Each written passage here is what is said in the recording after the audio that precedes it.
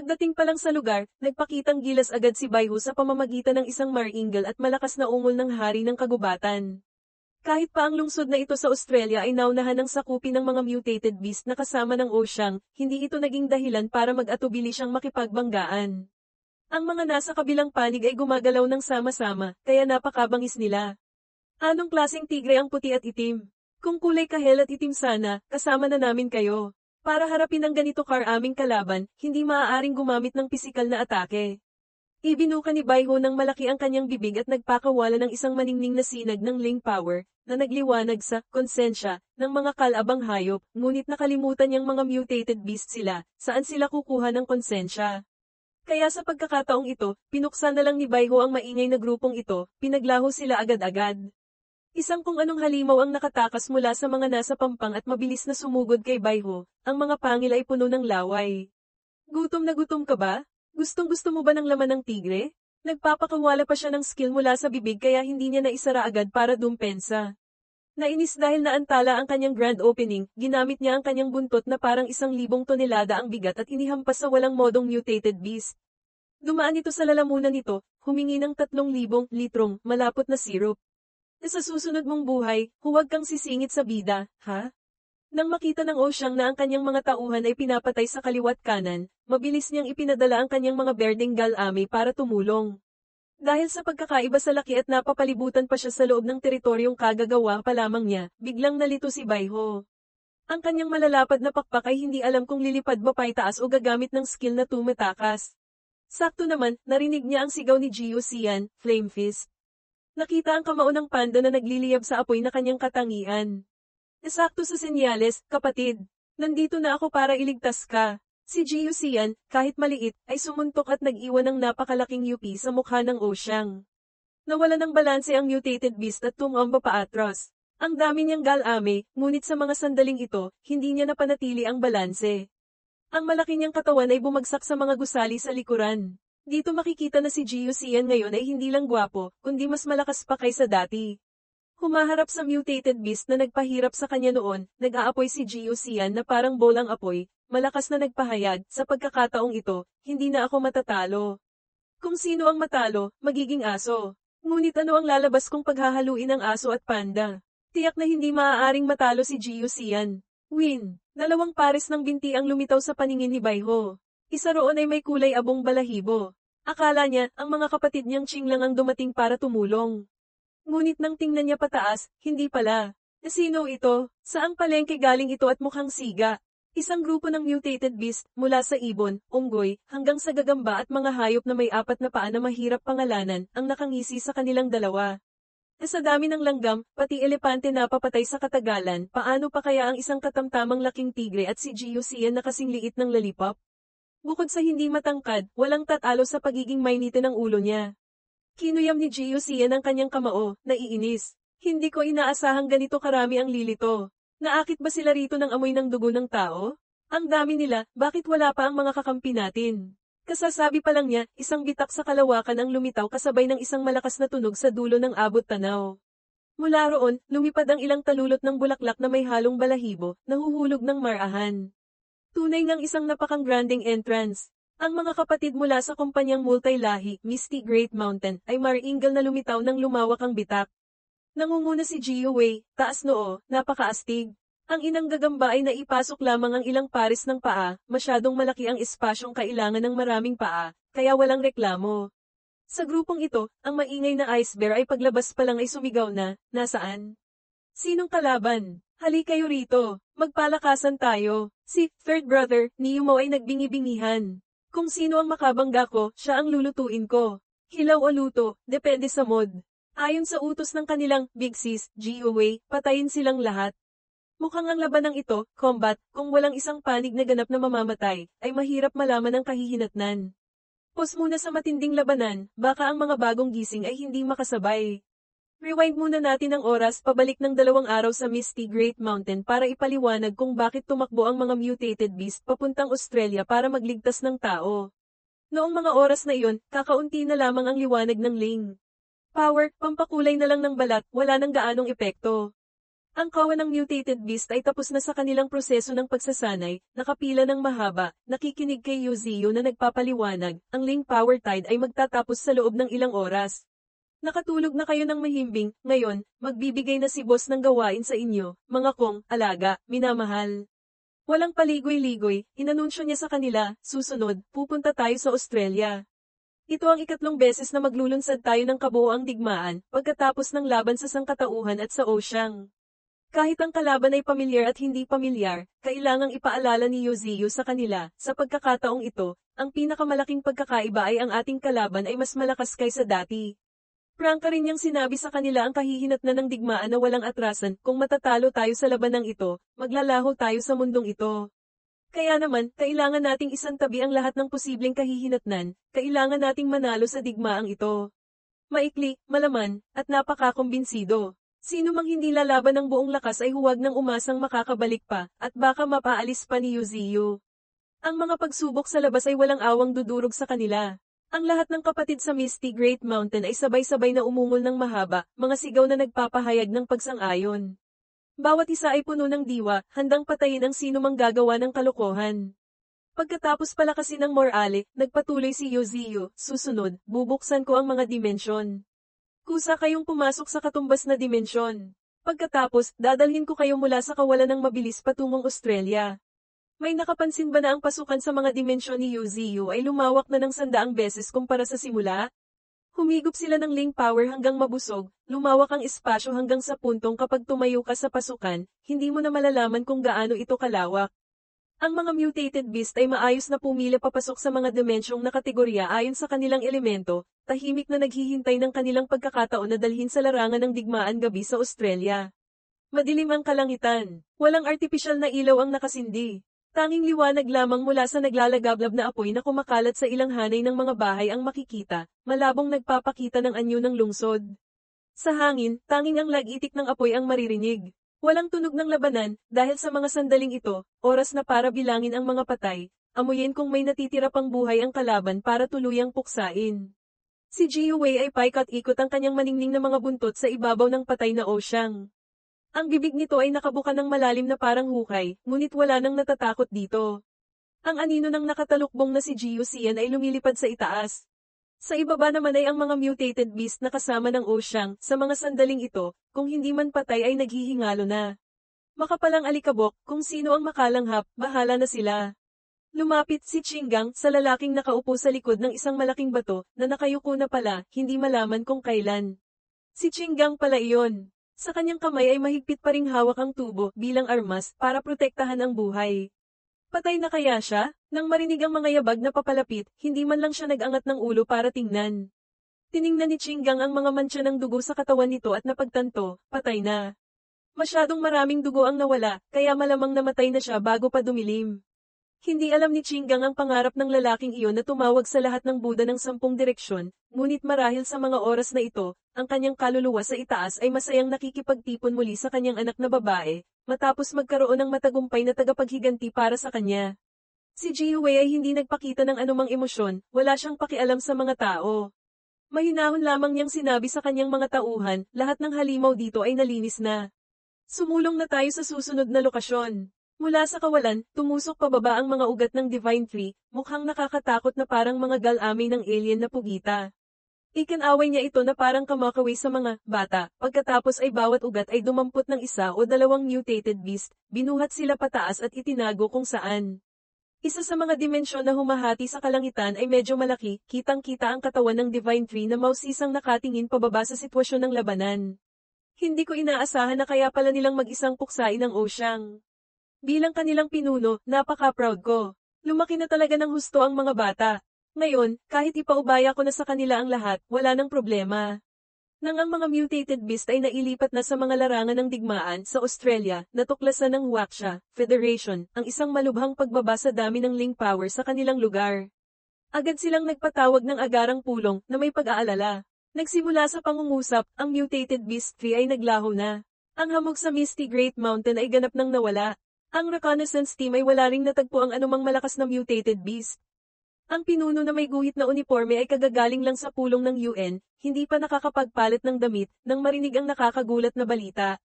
Sa loob ng ilang taon mula nang lumitaw ito sa Misty Great Mountain, kailan ba nawala ang malailusyong hamog doon? Ang kanyang matalinong isip ay nagkaroon ng ilang ideya, posible kayang tama ang kalkulasyon ko? Ang Free Alliance ay hindi gaanong pinapansin ng Misty Great Mountain, ngunit mabilis nilang natuklasan na may isang malakas na daloy ng Ling Power na lumitaw sa Australia. Kakatanggap pa lang ng ulat mula sa nasasakupan, ito raw ay kumpirmadong balita na maaaring ikalat. Ang matandang may balbas na kulay gininto ang dilaw na parang nasunog sa araw ay nagmamadaling dumungaw paarap, iniisip na baka si The Darkness ay nagpatawag na naman ng mga malalakas na mutated beast o ano pa. Dahil wasak na ang lugar na iyon, nagtakbuhan na ang gobyerno at mga tao, kaya walang kumpirmadong balita na nakakarating sa kanila. Tanging nagagawa lang nila ay manghula. Bigla, may isang lalaking lumapit at sumigaw, balita. Nagpadala ng mensahe ang Huaxia. Ang mutated beast tree ay naglaho na. Lahat ng mutated beast sa lambak ay naglaho na rin. Sa gitna ng digmaan, anumang balita na lumabas ay sapat na para makagulat sa mga tao. Pwede bang hinaan mo ng kaunti ang boses mo? Nanlaki ang mga mata ng pinuno, anong ibig mong sabihin sa naglaho? Dahil literal na ganoon nga, napahawak siya sa ulo at napasigaw, dahil sa isang ideyang biglang pumasok sa isip niya, huwag mong sabihin, ang dambuhalang Ling Power na lumitaw sa Australia.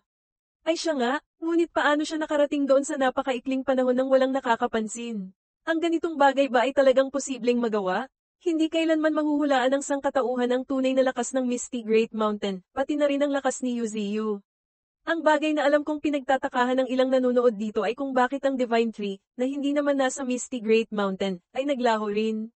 Dati, palagi siyang nasa kanyang pangunahing teritoryo, naghihintay sa pagbabalik ng mga bata mula sa tagumpay.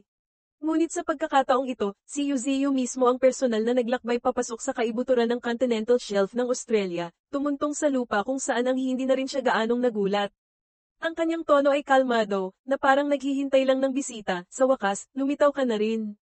Mutated Beast 3, ngunit medyo mausisa siya, The Darkness, sa itsura at paraan ng pagdating ng kanyang bisita. Mabuti na lang at hindi na pinahula pa ni Yuziyu, basta na lang siyang lumabas mula sa kanyang special gate, matikas na humarap hindi lamang kay The Darkness, kundi pati na rin sa maraming pangunahing tauhan nito. Kahit anong tingin, alam na si Yuziyu ay bihasa na sa pagkontrol ng spatial travel, ginagawa itong kanyang pangunahing paraan ng transportasyon para tumawid ng kontinente. Ang mga kangaroo ay nakatitig, pinapanood kung ano ang pag-uusapan ng dalawang boss. Ngunit sa loob-loob nila, nagtatanong sila, ang Divine Tree, nagawa niyang tumawid sa kawalan para makarating dito. Nagawa na niya ito hanggang sa ganitong antas. Dahil pinuna mo na ang paraan ng pagdating ko, hayaan mong punahin ko rin ang iyong itsura, naisip ni Yuziyu. Tumingala siya, tiningnan si The Darkness. Wala nang palitan ng bati, direktang pangungot siya sa pangit niyang anyo, mukhang na-absorb mo na ang hari ng Australia, ano? Ang dalawang sungay ay pangit na nga. Mahirap itanggi iyon. Alam din yun ni The Darkness, ngunit noong siya ay isang mahinang nilalang pa lamang, wala siyang gaanong pagpipilian. Kaya matigas siyang sumagot kay Yuziyu, nang iinis, nasiyahan ko ba ang iyong diwa? Akala ko nagtatago ka sa kung saang sulok, nanginginig. Hindi ko inaasahan na maglalakas loob kang lumitaw ng hayagan. Isipin mo, nang ahas siyang sabihing nagtatago ako at nanginginig. Bilang isang puno, kailangan ding magkaroon ng pride. Pinandilatan ni Yuziyu ang nilalang na kalahating laman, kalahating buto sa harap niya, matigas na tinawag, The Darkness. Pumunta ako rito para magdeklara ng digmaan. Mabilis kitang hahanapin. Bago iyon, huwag ka nang pumatay pa. Itinaas ni The Darkness ang ilang galame, ikilos na parang mga daliring nagtuturuan, inuutusan mo ba ako? Oo, mariing sagot ni Yuziyu, nakatitig sa malaki at pangit na nilalang. Dahil kaya niyang tumawid sa espasyo para makarating dito, kaya rin niyang patayin, agad ang bagay na ito. Ngunit mayroon pa siyang bagay na naghihintay sa kanya. Kaya pinaalalahanan niya ito ng bahagya, ay enjoy mo na ang natitira mong kakaunting oras. Paglilinaw sa huling bahagi, ang sumunod na pag-atake ni The Darkness at ang pagka-dissipate ng katawan ni Yuziyu. Ay nagpapakita na ang kaharap ni The Darkness ay isang clone, fan-ten lamang ni Yuziyu, hindi ang kanyang tunay na katawan. Kaya galit na galit si The Darkness dahil isang clone lang ang nangahas na magturo sa kanya. Pagdating pa lang sa lugar, nagpakitang gilas agad si Baihu sa pamamagitan ng isang Mar-Eagle at malakas na ungol ng hari ng kagubatan kahit pa ang lungsod na ito sa Australia ay naunahan ng sakupin ng mga mutated beast na kasama ng Oceang, hindi ito naging dahilan para mag-atubili siyang makipagbanggaan. Ang mga nasa kabilang panig ay gumagalaw ng sama-sama, kaya napakabangis nila. Anong klaseng tigre ang puti at itim? Kung kulay kahel at itim sana, kasama na namin kayo. Para harapin ang ganito karaming kalaban, hindi maaaring gumamit ng pisikal na atake. Ibinuka ni Baiho ng malaki ang kanyang bibig at nagpakawala ng isang maningning na sinag ng Ling Power, na nagliwanag sa konsensya ng mga kalabang hayop, ngunit nakalimutan niyang mga mutated beast sila, saan sila kukuha ng konsensya. Kaya sa pagkakataong ito, pinuksa na lang ni Baiho ang maingay na grupong ito, pinaglaho sila agad-agad. Isang kung anong halimaw ang nakatakas mula sa mga nasa pampang at mabilis na sumugod kay Baiho, ang mga pangil ay puno ng laway. Gutom na gutom ka ba? Gustong-gusto mo ba ng laman ng tigre? Nagpapakawala pa siya ng skill mula sa bibig kaya hindi niya naisara agad para dumpensa. Nainis dahil naantala ang kanyang grand opening, ginamit niya ang kanyang buntot na parang 1,000 tonelada ang bigat at inihampas sa walang modong mutated beast. Dumaan ito sa lalamunan nito, humingi ng 3,000 litrong malapot na syrup. Sa susunod mong buhay, huwag kang sisingit sa bida, ha? Nang makita ng Oshang na ang kanyang mga tauhan ay pinapatay sa kaliwat kanan, mabilis niyang ipinadala ang kanyang mga berdeng galame para tumulong. Dahil sa pagkakaiba sa laki at napapalibutan pa siya sa loob ng teritoryong kagagawa pa lamang niya, biglang nalito si Baiho. Ang kanyang malalapad na pakpak ay hindi alam kung lilipad ba paitaas o gagamit ng skill na tumatakas. Sakto naman, narinig niya ang sigaw ni Jiu Xian, Flame Fist. Nakita ang kamao ng panda na nagliliyab sa apoy na kanyang katangian. Sakto sa senyales, kapatid. Nandito na ako para iligtas ka. Si Jiu Xian, kahit maliit, ay sumuntok at nag-iwan ng napakalaking yupi sa mukha ng Oshang. Nawala ng balanse ang mutated beast at tumamba paatras. Ang dami niyang galame, ngunit sa mga sandaling ito, hindi niya napanatili ang balanse. Ang malaki niyang katawan ay bumagsak sa mga gusali sa likuran. Dito makikita na si Jiu Xian ngayon ay hindi lang gwapo, kundi mas malakas pa kaysa dati. Humaharap sa mutated beast na nagpahirap sa kanya noon, nag-aapoy si Jiu Xian na parang bolang apoy, malakas na nagpahayag, sa pagkakataong ito, hindi na ako matatalo. Kung sino ang matalo, magiging aso. Ngunit ano ang lalabas kung paghahaluin ang aso at panda? Tiyak na hindi maaaring matalo si Jiu Xian. Win! 2 pares ng binti ang lumitaw sa paningin ni Baiho. Isa roon ay may kulay abong balahibo. Akala niya, ang mga kapatid niyang Qing lang ang dumating para tumulong. Ngunit nang tingnan niya pataas, hindi pala. Sino ito? Saang palengke galing ito at mukhang siga? Isang grupo ng mutated beast, mula sa ibon, unggoy, hanggang sa gagamba at mga hayop na may 4 na paa na mahirap pangalanan, ang nakangisi sa kanilang dalawa. Sa dami ng langgam, pati elepante na papatay sa katagalan, paano pa kaya ang isang katamtamang laking tigre at si Jiu Xian na kasing liit ng lollipop? Bukod sa hindi matangkad, walang tatalo sa pagiging mainite ng ulo niya. Kinuyam ni Jiu Xian ang kanyang kamao, naiinis. Hindi ko inaasahang ganito karami ang lilito. Naakit ba sila rito ng amoy ng dugo ng tao? Ang dami nila, bakit wala pa ang mga kakampi natin? Kasasabi pa lang niya, isang bitak sa kalawakan ang lumitaw kasabay ng isang malakas na tunog sa dulo ng abot tanaw. Mula roon, lumipad ang ilang talulot ng bulaklak na may halong balahibo, nahuhulog ng marahan. Tunay ngang isang napakang-granding entrance. Ang mga kapatid mula sa kumpanyang multi-lahi, Misty Great Mountain, ay maringal na lumitaw ng lumawak ang bitak. Nangunguna si Jiu Wei taas noo, napakaastig. Ang inang gagamba ay naipasok lamang ang ilang pares ng paa, masyadong malaki ang espasyong kailangan ng maraming paa, kaya walang reklamo. Sa grupong ito, ang maingay na ice bear ay paglabas pa lang ay sumigaw na, nasaan? Sinong kalaban? Hali kayo rito, magpalakasan tayo. Si third brother ni Yumao ay nagbingi-bingihan. Kung sino ang makabangga ko, siya ang lulutuin ko. Hilaw o luto, depende sa mod. Ayon sa utos ng kanilang Big Sis, Jiu Wei, patayin silang lahat. Mukhang ang labanang ito, combat, kung walang isang panig na ganap na mamamatay, ay mahirap malaman ang kahihinatnan. Pos muna sa matinding labanan, baka ang mga bagong gising ay hindi makasabay, pabalik ng 2 araw sa Misty Great Mountain para ipaliwanag kung bakit tumakbo ang mga mutated beast papuntang Australia para magligtas ng tao. Noong mga oras na iyon, kakaunti na lamang ang liwanag ng Ling Power, pampakulay na lang ng balat, wala nang gaanong epekto. Ang kawan ng mutated beast ay tapos na sa kanilang proseso ng pagsasanay, nakapila ng mahaba, nakikinig kay Yuziyo na nagpapaliwanag, ang Ling Power Tide ay magtatapos sa loob ng ilang oras. Nakatulog na kayo ng mahimbing, ngayon, magbibigay na si boss ng gawain sa inyo, mga kong, alaga, minamahal. Walang paligoy-ligoy, inanunsyo niya sa kanila, susunod, pupunta tayo sa Australia. Ito ang ikatlong beses na maglulunsad tayo ng kabuoang digmaan, pagkatapos ng laban sa sangkatauhan at sa Oceang. Kahit ang kalaban ay pamilyar at hindi pamilyar, kailangang ipaalala ni Yoziyo sa kanila, sa pagkakataong ito, ang pinakamalaking pagkakaiba ay ang ating kalaban ay mas malakas kaysa dati. Prangka rin niyang sinabi sa kanila ang kahihinatnan ng digmaan na walang atrasan, kung matatalo tayo sa labanang ito, maglalaho tayo sa mundong ito. Kaya naman, kailangan nating isantabi ang lahat ng posibleng kahihinatnan, kailangan nating manalo sa digmaang ito. Maikli, malaman, at napakakumbinsido. Sino mang hindi lalaban ng buong lakas ay huwag nang umasang makakabalik pa, at baka mapaalis pa ni Yoziyo. Ang mga pagsubok sa labas ay walang awang dudurog sa kanila.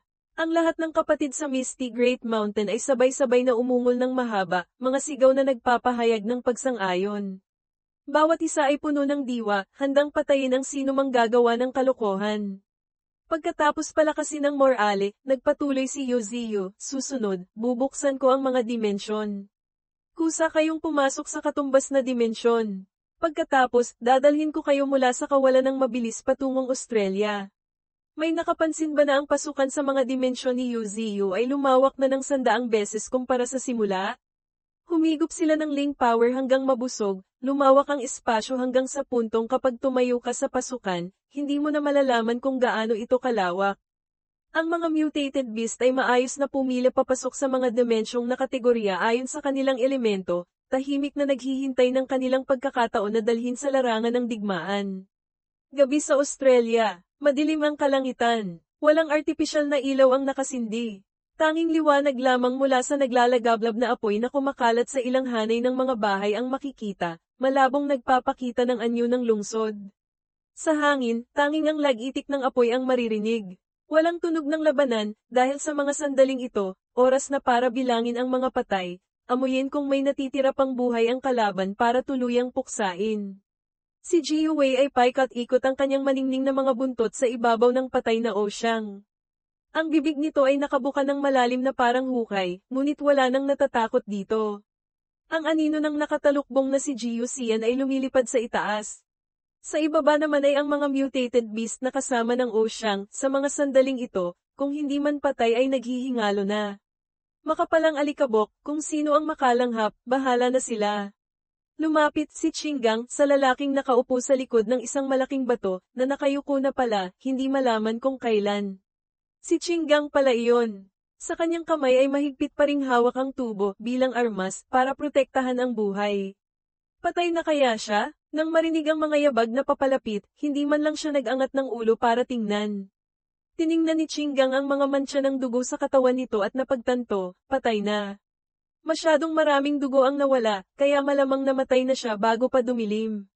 Hindi alam ni Qinggang ang pangarap ng lalaking iyon na tumawag sa lahat ng Buddha ng 10 direksyon, ngunit marahil sa mga oras na ito, ang kanyang kaluluwa sa itaas ay masayang nakikipagtipon muli sa kanyang anak na babae, matapos magkaroon ng matagumpay na tagapaghiganti para sa kanya.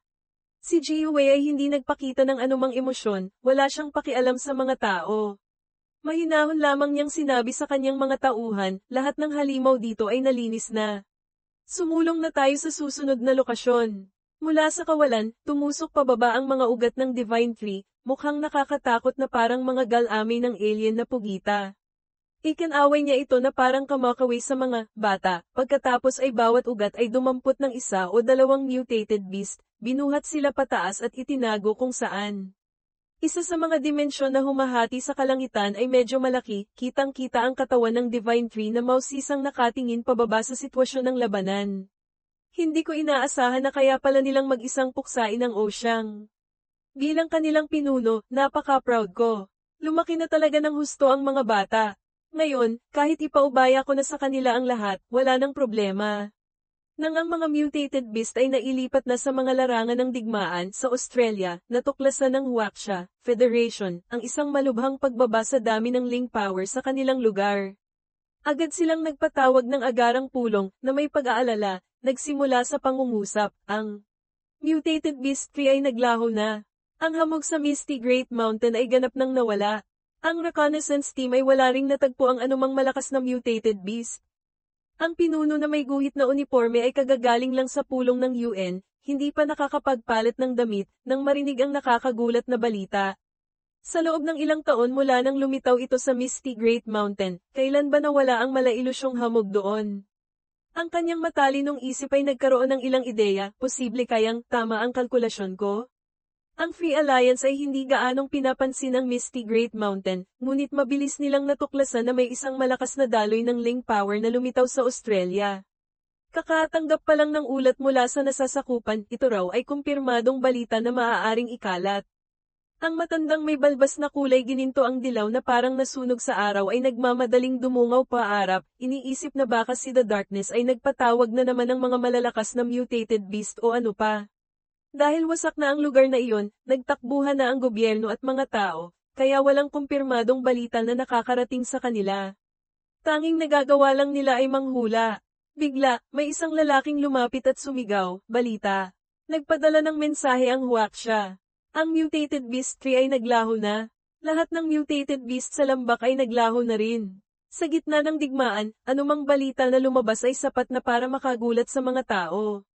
Pwede bang hinaan mo ng kaunti ang boses mo? Nanlaki ang mga mata ng pinuno, anong ibig mong sabihin sa naglaho?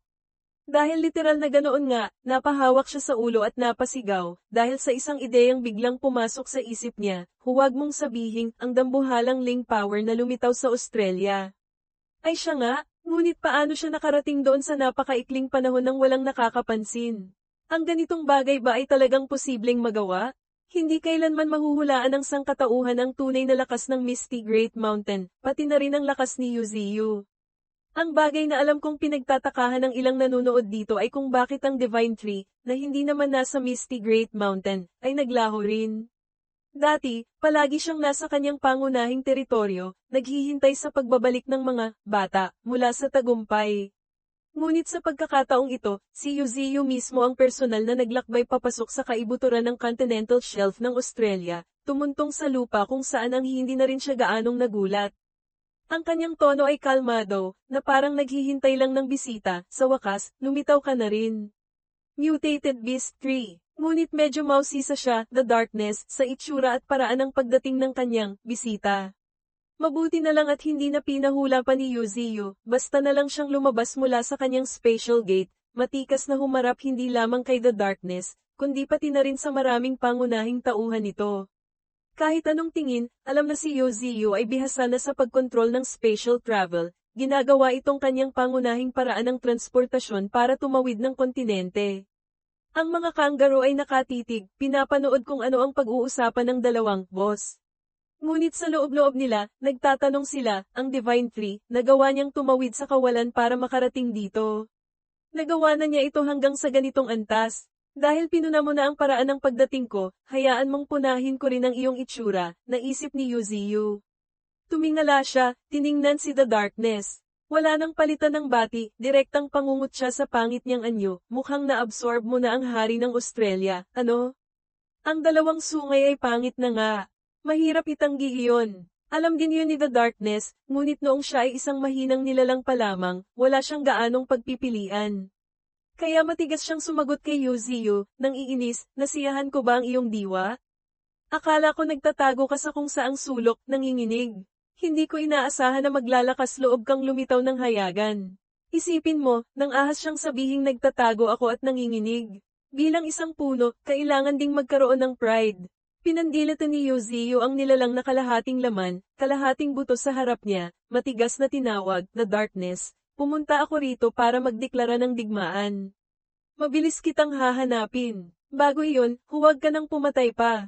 Itinaas ni The Darkness ang ilang galame, ikilos na parang mga daliring nagtuturuan, inuutusan mo ba ako? Oo, mariing sagot ni Yuziyu, nakatitig sa malaki at pangit na nilalang. Dahil kaya niyang tumawid sa espasyo para makarating dito, kaya rin niyang patayin agad ang bagay na ito. Ngunit mayroon pa siyang bagay na naghihintay sa kanya. Kaya pinaalalahanan niya ito ng bahagya, ay enjoy mo na ang natitira mong kakaunting oras. Pagpapatuloy mula sa naunang teksto, anong karapatan mong lumitaw sa teritoryo ko at sabihin sa akin ang dapat kong gawin? Sino ang makakapagpigil? Kay The Darkness, tiyak na hindi siya. Likas siyang mainitan ng ulo. Itong maliit na Divine Tree na dumating ng mag-isa ay naglakas loob pang magturo sa kanya kung ano ang gagawin, paanong hindi siya may inis. Malakas niyang iwinasiwas ang isang galami paarap. Umungol si The Darkness, huwag ka nang magmagaling dyan. Gusto niyang simulan na ang laban dito mismo, sino mang manggahas lumapit ay dapat mamatay. Ngunit, hindi niya inaasahan, ang galami ay madaling tumagos sa katawan ng mutated beast tree. Para siyang isang piraso ng papel na nakatayo lang doon, hinahayaang tusukin siya ni The Darkness. Nang tumagos ang galame, isang bahagyang kislap lamang ng Ling Power ang nakita bago ito naglaho. Ang balat ng puno na may mukha ni Yoziyu ay lumipad na parang punit na papel, ngunit nakatitig pa rin ito kay The Darkness, na parang inuulit ang babaalang sinabi niya kanina. Hindi alam ng kanggaro kung ano ang ibig sabihin yon. Tumayo ito sa tabi ng kanyang hari, nagtataka, patay na ba siya? Hindi pa man niya napipintasan ang puno na napakahina, sinabi na ni The Darkness, hindi. Clone lang niya yon. Muling umakyat ang galit sa loob ni The Darkness. Isang clone lang, anong karapatan niyang pumunta rito para turuan ako? Ipinikit ni Yoziyu ang mga mata, inilipat ang kamalayan sa isang sanga ng Divine Tree. Nang mawasak ito, agad siyang bumalik sa kanyang tunay na katawan. Pagmulat ng mata, nakita niya ang espasyo sa harap niya na napunit ng malaki. Hindi gaanong nagulat si Yoziyu. Tiningnan niya ang mga nasa kabilang dulo ng espasyo, ang kanyang mga tauhan, mahinahon na sinabi, umalis na kayo. Ito na ang huling digmaan. Matagal-tagal na rin mula nang ang Misty Great Mountain ay nagkaroon ng maaliwalas na langit at puting ulap, ang tanaw ay umaabot ng mahigit 10 kilometro. Ngunit para makita ang dahilan kung bakit nawala ang Ling Power dito, kailangang pumasok pa ang mga sundalo para magsiyasat. Marahang tumapak sa damuhan ang mga paa ng isang piling grupo na ipinadala ng Huaxia, nakapasok na sila sa teritoryo ng Misty Great Mountain. Maliit lamang ang grupo nila, para ipakita na wala silang intensyong makipaglaban kung sakaling matuklasan. Ilang taon na rin mula nang huling tumapak ang tao sa teritoryo ng Misty Great Mountain. Hindi pa man nakakarating sa sentro, napanganga na silang lahat dahil sa kanilang nakita. Sinundan nila ang hawak nilang Ling Power Detector at nagmamadaling nagulat sa kanilang headquarters team, nakarating na sa destinasyon. Ang sumunod na pangungusap ang yumanig sa headquarters, ang target, nawala na po. Hindi nawala na parang bula, kundi ang lugar na dating teritoryo ng Misty Great Mountain ay ngayon ay isang hukay na ilang libong metro ang lalim. Mula sa gilid, hindi makita kung gaano kalalim ito, ang alam lang nila, ang gilid ng hukay ay makinis at napakaganda ng pagkakaukit. Napakalalim ng hukay na ang sikat ng araw sa itaas ay hindi kayang tumagos ng higit sa 10 metro. Ang drone na nagpadala ng impormasyon ay tanging isang madilim na lugar lamang ang nakita. Sino ang mangangahas bumaba roon para tingnan kung ano ang mayroon? Ang mahalaga, gusto nilang kumpirmahin kung ang mutated beast tree ay talagang wala na roon. Nag-teleport ba siya sa ilalim ng lupa? Medyo mapaniro naman ang teleportation na yon. Ang tanong ay, saan nagpunta ang dambuhalang punong willow na ito? Ang laki nito ay hindi may kukumpara sa anumang istruktura ng tao, tapos basta na lang siyang nawala. Natuliro ang pinuno na may guhit na uniforme. Pagkatapos lumitaw sa harap ng mga tao noon para bigyan sila ng pagpipilian na talikuran si The Darkness, ngayon ay iniwan niya ang mga tao at nawala na lang. Ang balita tungkol sa paglaho ng mutated beast tree mula sa Misty Great Mountain ay mabilis na kumalat hanggang sa Free Alliance. Nalaman lamang ito ng matandang may gintong buhok nang nasa pribadong silid na siya para magpahinga. Nakakagimbal talaga. Ang paglaho ng mutated beast ay nakumpirmang nangyari kasabay ng paglitaw ng dambuhalang Ling Power sa Australia. Ang ganito kalaking enerhiya, paanong nailipat doon sa loob lamang ng ilang maikling araw? Gaano kalaking lakas ba talaga ang itinago ng mutated beast tree na hindi natin alam? Ngunit kung iisipin, kung hindi siya nagtago ng lakas mula pa sa simula, saan siya kukuha ng kumpiyansa na bantaan ang mga tao na pumanig sa kanya? Bigla, may naisip na mapangahas ang matandang may gintong buhok, malay natin. Kung ang Ling Power sa Australia ay talagang siya nga, marahil ay matatalo niya talaga si The Darkness. Tumingala siya at nagtanong sa kanyang nasasakupan, kamusta na ang paghahanda ng militar? Nagmamadaling sumagot ito, sa pagkakataong ito, tinipo na ang lahat ng transcendent sa bansa. Ang hukbong dagat, hukbong katihan, at hukbong himpapawid ay handa na po. Hindi magtatagal ay makakaalis na. Itinago niya ang mukha sa likod ng kanyang kamay, bumubulong ng may pag-aalala, kung matatalo tayo, magugunaw ang mundo. Hindi sila sumunod kay The Darkness, hindi nila tinanggap ang alok nitong mabuhay sa isang makipot na piraso ng lupa. Nakapili na sila, kailangang panindigan ito. Kailangang manalo. Sa kabilang panig, mayroon ding kaparehong pananaw ang mutated beast tree sa malayong lugar, ngunit ang mod dito ay mas hindi mapakali kaysa kay Yuziyu noong nag-aanonsyo siya sa kanyang mga anak. Sa bapor pandigma ng hukbong dagat na katitipon pa lamang, umalingaw-ngaw ang maingay na reklamo, ano to? Gusto mong sumakay ako sa pesteng bagay na to? Si Poo na may masungit na mukha sa tuwing lilito sa eksena, ay palaging may pinapagalitan. Sa mga sandaling ito, itinuro niya ang bapor pandigma na kinatatayuan niya, itinaas ang baba, at sinabi sa pinuno ng Iron Knights, kung sasakay tayo sa pesteng to, gaano katagal bago tayo makarating sa Australia, ha? Sumagot ang pinuno, sabi nila, 5 araw daw. Umungol si Poo, masyadong mabagal. Agad siyang sinagot ng pinuno, mabilis na yon. Tatawid tayo ng kontinente, akala mo ba bibisita lang tayo sa kabilang bahay? Hindi pinansin ni Poo ang paliwanag ng Iron Knight sa likuran. Lumingon ang panda at nagpa siya, lalangoy na lang ako papunta roon. Kailangan kong malaman muna ang sitwasyon sa lugar na iyon. Masyadong mayabang yung Black Ball na yon, gusto ko siyang makita ng mas maaga. Akala mo ba, Black Ball, ang tawag niya sa kanyang mahal na kapatid, Jiusian? Akala mo ba lumamig na ang pagtingin ng magkapatid? Ngunit nang magsalita ang Iron Knight para ipaalala, Kapitan, ang pangalan niya ay The Darkness, hindi Black Ball, saka lang nalaman na kahit ang kalaban ng buong planeta, nagkakamali pa siya ng pangalan. Nakakahiya, umungol si Poo, sumisigaw, tumahimik ka. Hindi na niya pinakinggan ang paliwanag ng kabilang panig, nagpa siya na siya, kung ano ang sinabi ko, yun na yun. Walang kokontra. Ang grupo ng mga Transcendent ay sanay na sa eksenang binubuli ng pandang puno ng tato ang kanyang mga tauhan. Ngayon ay sumisigaw pa siya at nagmumura, araw-araw na lang, puro pakikipagtalo ang alam. Ang kapitan ng grupo sa kabilang panig ay tumingala, sinusuri ang sitwasyon. Sa kasalukuyan, ang hukbong dagat ay handa na, hinihintay na lamang ang hukbong katihan. Ang mga Transcendent ng buong bansa ay natipon na rin. Isang malalim na boses ng nasa katanghaliang gulang na lalaki ang sumingit, noong nakaraang dumating ang Osyang, nagkataong nasa England tayo. Sa pagkakataong ito, tayo naman ang aatake.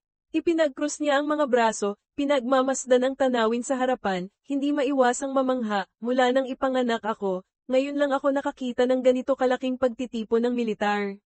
Napakaraming aircraft carrier, bapor pandigma, at submarine ang tinipon dito para iligtas ang Australia, pati na rin ang kinabukasan ng buong sangkatauhan.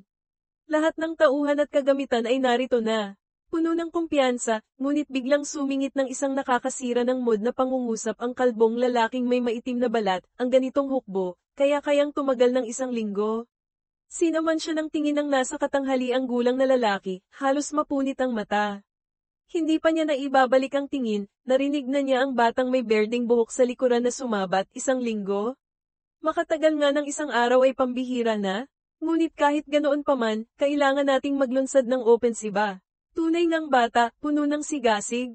Isang batang may kulot na dilaw na buhok na parang kiling ng leon ang sumang-ayon, tama? Kung ang buhay natin ang kapalit ng kapayapaan para sa susunod na henerasyon, kahit ilang buhay pa, handa akong ibigay. Habang mainit silang nag-uusap, biglang may mga yabag na nagpagulat sa kanya at napalingon siya. Ang kanilang mga lider ay sabay-sabay na nagsalita ng pagbati nang makilala nila na ang pinuno na may guhit na uniforme, ang pinakamataas na commander ng Waksha Federation, ang Kara rating lamang.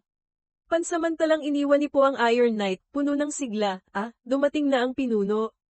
Agad siyang itinaman ng iba, Kapitan, pakitama po ang paggamit ng salita. Leader po, hindi pinuno. Parang pinuno ng mga tulisan ang dating. Tumingin siya sa direksyon na iyon at sinabi, hindi na kailangan ng formalidad. Pumunta lang ako rito para magsabi ng ilang salita sa mga sundalo.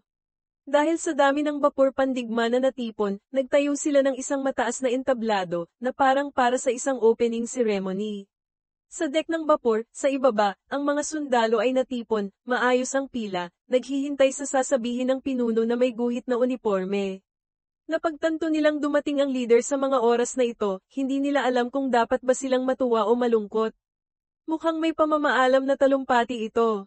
Hindi inaasahan, ang unang pangungusap na sinabi ay ganoon nga, mga sundalo. Sa paparating na labanan, maaaring magsakripisyo kayo sa lupaing iyon. Ang misyong ito ay ang unang sakuna na haharapin ng sangkatauhan sa kasaysayan. Alam na nila ang impormasyong ito, ngunit nang marinig ang boses ng leader sa loudspeaker, na parang humahampas kasabay ng tibok ng kanilang puso, nakaramdam sila ng kaba at pagiging bayani. Ang lahat ng 14 na bansa sa Australia ay halos nalipol na. Ang lakas ng kaaway ay mga halimaw na kayang lumaban sa 14 na bansa ng sabay-sabay. Kahit ang ating mga pamilya at kaibigan ay naninirahan sa lupaing ito, dumanas na sila ng napakaraming paghihirap. Si Po, na nakatayo roon kasama ang Iron Knights, nakikinig sa talumpati, ay marunong ding tumigil sa pakikipagtalo sa tamang oras.